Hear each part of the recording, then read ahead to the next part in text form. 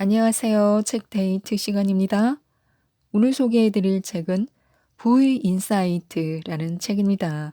함서경 지음 생각지도에서 나온 책입니다. 이 책은 청담 캔디 언니가 들려주는 일과 사업, 인생에 관한 77가지 조언을 담은 책입니다. 40여 년 동안 다양한 사업에 도전하며 성공한 저자는 60대인 지금도 현역 사업가로 활동하고 있으며 현장에서 직접 경험하며 얻은 일과 사업, 인생에 관한 통찰을 생생하게 이 책에 담았습니다. 부와 성공에 관한 현실적인 조언을 통해 모든 이들이 부자가 될 수 있도록 몇 가지 소개해 드리겠습니다. 우리가 의외로 모르는 피해야 할 사람이 있습니다. 우리는 매일 새로운 만남 속에서 살아가고 있다. 누구를 만나고 누구를 안 만날지는 매우 까다로운 문제다. 10길 물속은 알아도 한 길 사람 속은 모른다라는 속담처럼 사람의 속마음을 파악하기란 너무 어렵기 때문이다. 나는 작은 약속을 통해 사람을 분별하곤 한다. 그 중에 가장 중요한 것은 소액의 돈이다. 사실 자잘한 돈은 잘 기억하지 못하고 잊어버리기 쉽다. 작은 금액이니까 생각나면 줘도 되겠지 하고 사소하게 생각할 수도 있다. 하지만 내 생각은 다르다. 남의 돈은 단돈 1,000원이라도 귀하고 소중하게 여겨야 한다. 남의 돈 1,000원을 귀하게 여기는 사람이라면 큰 돈 또한 소중히 여길 것이라는 사실은 충분히 짐작할 수 있다. 작은 약속을 소중히 여기는 사람은 큰 약속도 반드시 지킨다. 하지만 작은 약속을 사소하게 여기는 사람은 큰 약속도 사소하게 여기는 경우가 많다. 작든 크든 약속은 약속이다.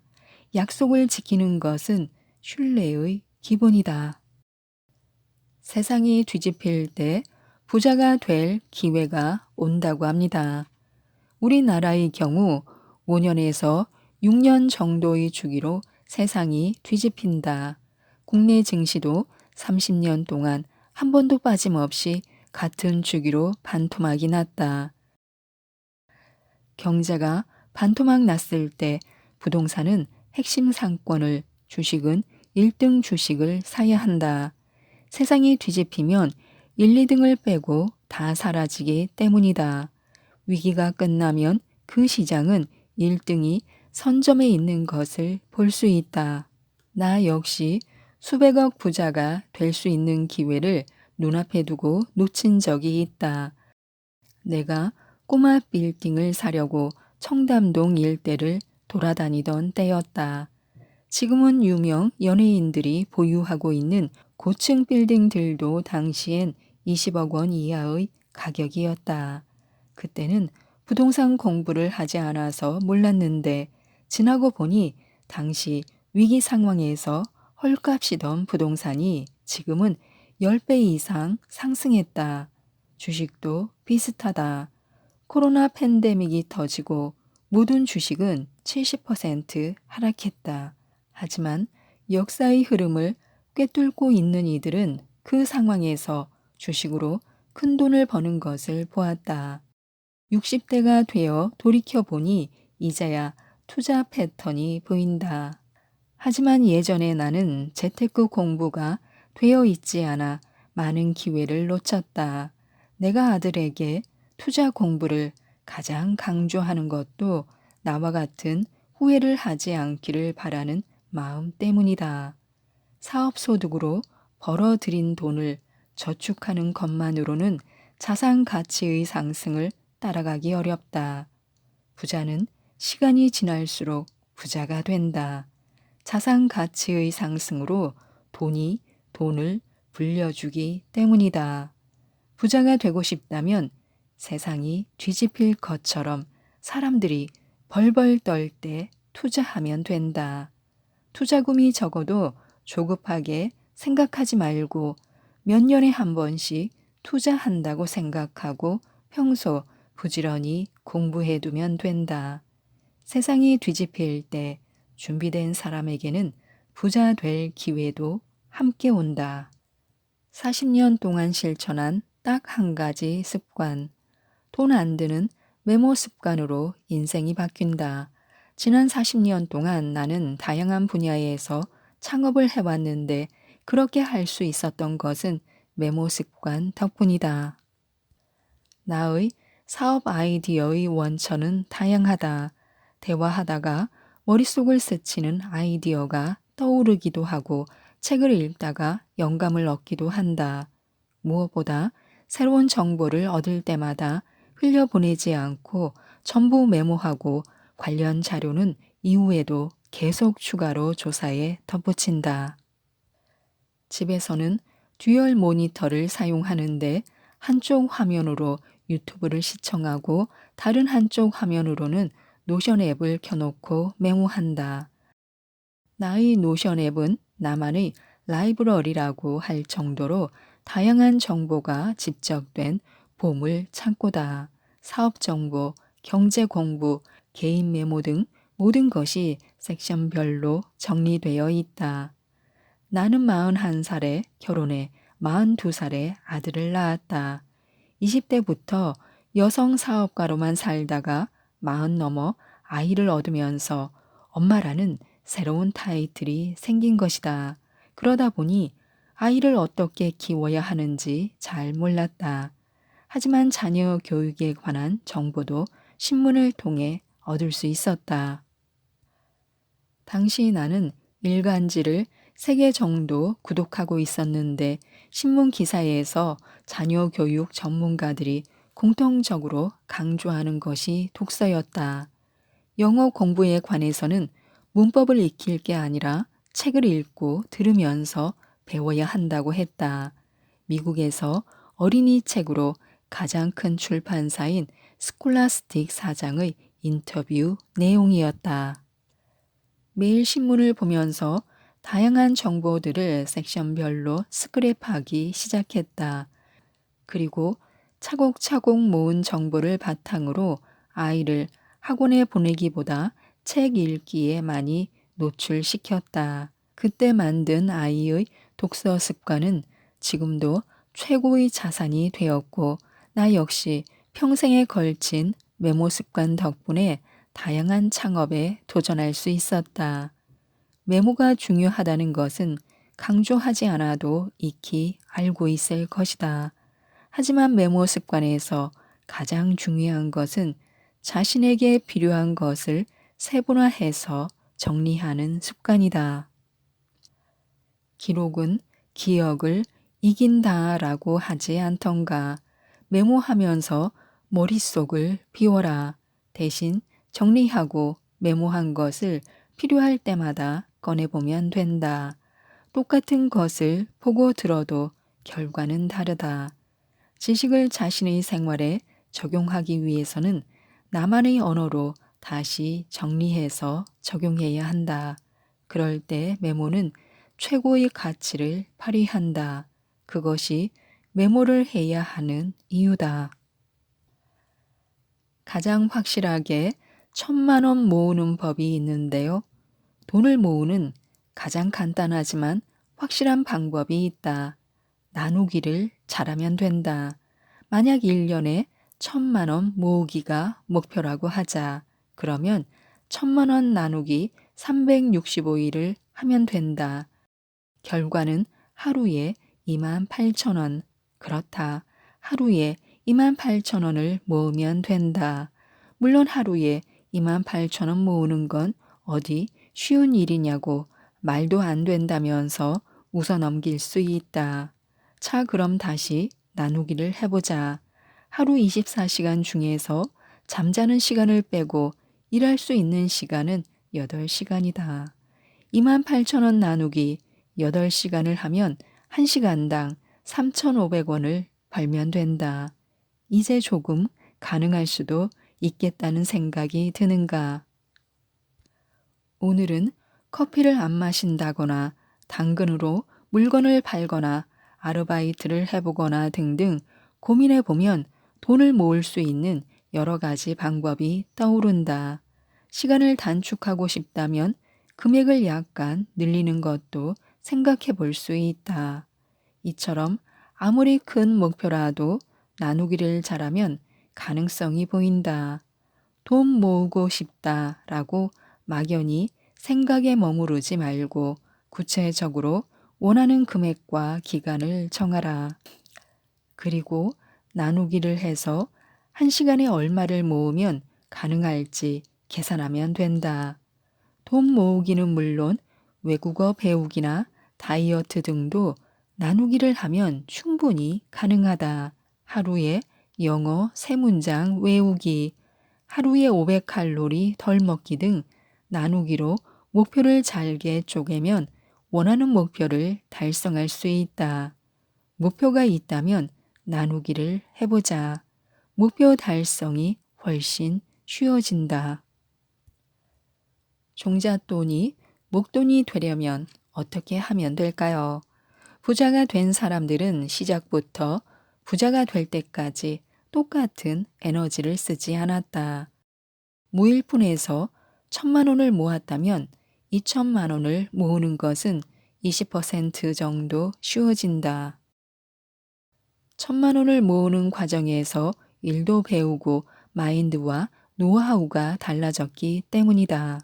다르게 말하면 더 높은 가치를 가져다 주는 방법을 깨달은 것이다. 마트에서 최저 시급을 받으며 파인애플 판매를 담당하던 아르바이트생이 있었다.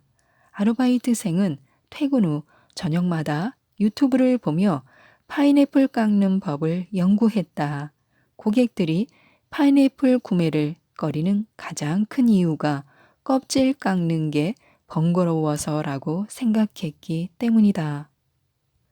파인애플 깎는 것이 익숙해지자 아르바이트생은 마트 중앙에서 파인애플 깎는 법을 멋지게 시연했다. 그러자 파인애플 매출이 엄청나게 늘어났고 그는 다른 업체로 스카우트 되었다. 더 많은 가치를 주는 법을 공부하고 일의 방식을 바꾸면 결과도 달라지는 법이다. 종잣돈을 모아본 사람은 자산이 늘어나는 속도가 다르다. 3천만 원, 1억 원의 자금을 마련한 사람은 이후 자산이 빠르게 늘어난다. 그 돈을 모으기까지 노력했던 경험과 소비 습관이 이미 깊숙이 체화되었기 때문이다. 그때부터는 자금의 최대 30%를 사업이나 투자에 활용해 볼 수 있다. 추가 자금이 필요하면 나머지 70% 중 20%만 사용하고 50%는 항상 남겨두어야 한다. 혹시 잘못되더라도 5천만 원에서 1억 원으로 가기는 비교적 쉽기 때문이다. 몰빵하면 복구가 어렵다. 무엇보다 작은 돈이라도 불을 만드는데 가장 중요한 것은 소비 습관이다. 하루에 한 번 마시는 커피 한 잔도 한 달, 1년을 모으면 큰 돈이다.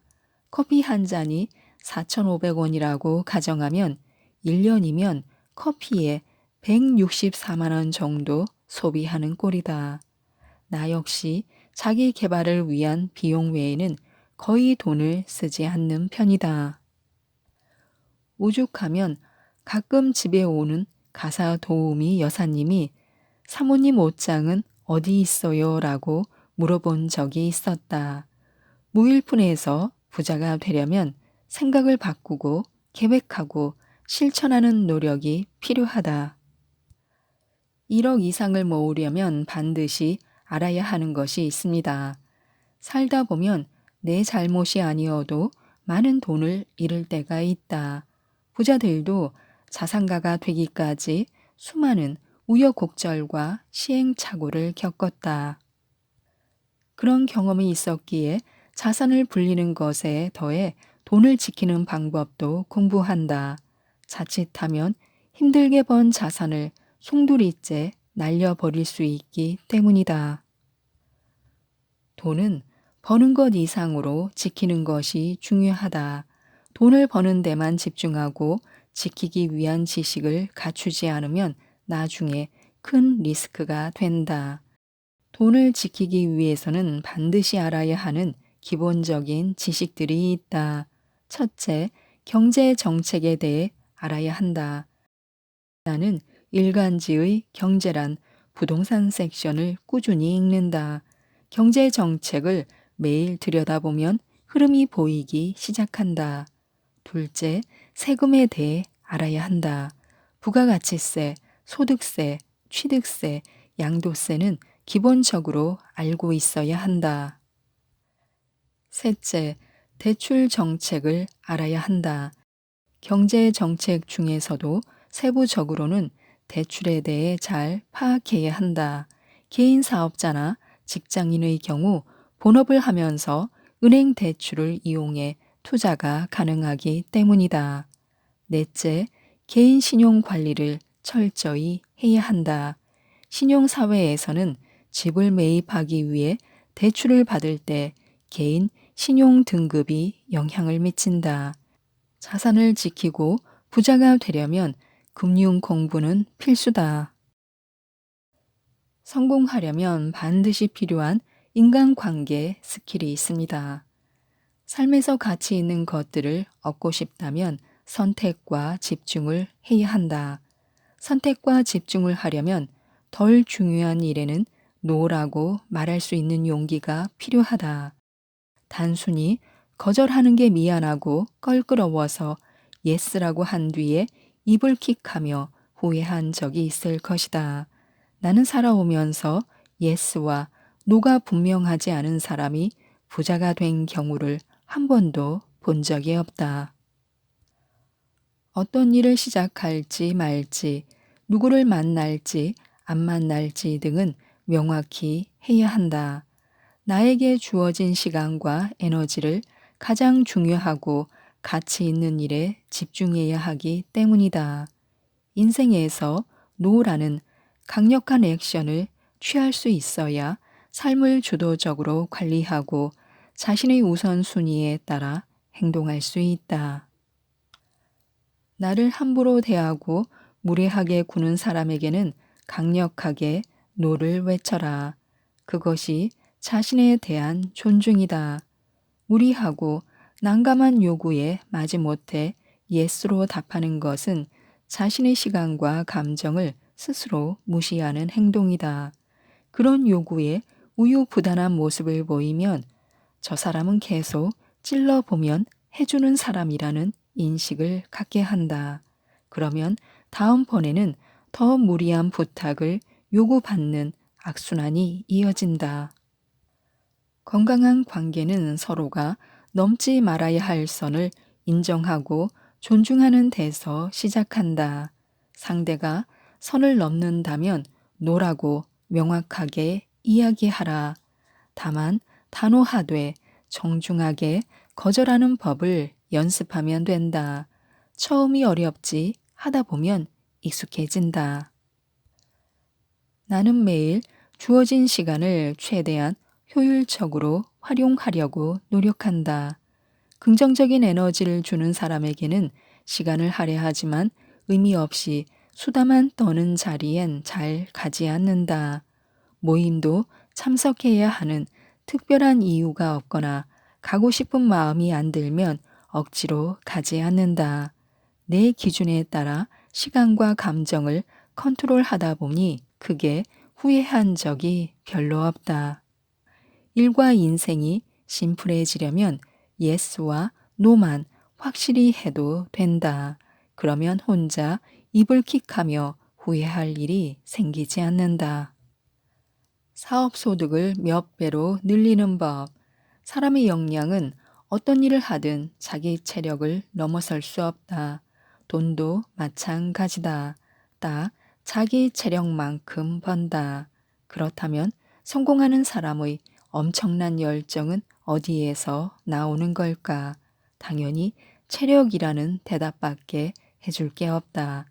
남들보다 2배 더 벌려면 2배의 노력이 필요하고 10배의 수익을 원한다면 10배의 노력을 투입해야 한다. 4시간 밖에 일할 체력이 없는 사람이 갑자기 8시간을 일하는 것은 불가능하다. 몸이 피곤하면 노력은 고사하고 만사가 귀찮아지기 때문이다. 피곤하면 일을 대충 하게 되고 그 대충이 반복되면 스스로 도태되고 만다. 그렇다면 체력은 어떻게 키울 수 있을까? 내가 그나마 버틸 수 있었던 이유는 절제하는 태도 덕분이었다. 나는 체력은 절제에서 시작된다고 믿고 있다. 잘 놀면서도 잘 벌 수 있다면 얼마나 좋겠냐마는 우리가 쓸 수 있는 에너지는 한정되어 있다. 절제하면서 에너지를 아껴야 체력이 만들어진다.